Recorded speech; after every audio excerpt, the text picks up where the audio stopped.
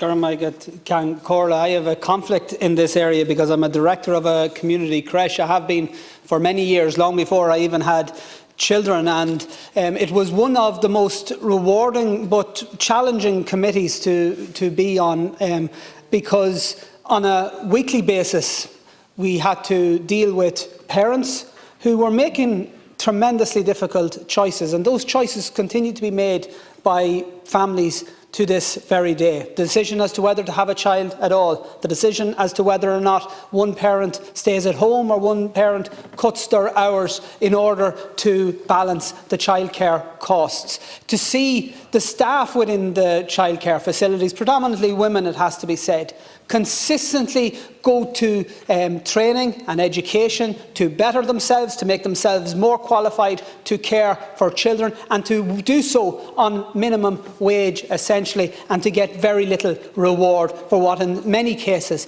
are extensive qualifications. Right across the Western world, childcare is considered a service.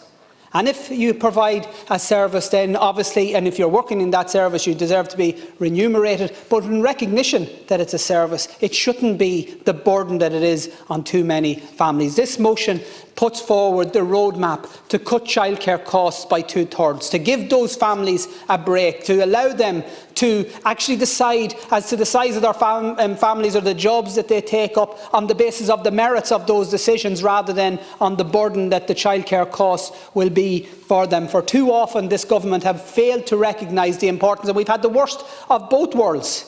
Because childcare providers, whether they're community or private or voluntary, are expected to adhere to the rules and regulations that are set down by numerous statutory bodies, by the Department, by TUSLA, by the HSE, by the Department of Education. Yet when they meet a challenge in respect of soaring insurance costs, or the increase in fees that are in many ways being put on hold for several years, you, Minister, and your department say none of our business, that's up to you. Well, that's not good enough, because our childcare providers need to be treated as a service, and that means that they need to have the direct financial input that allows them to charge a fair set of fees, and those fees must be reduced by 2/3, as Kathleen Function's motion before you tonight has set out. I hope you'd hear that call, Minister. No.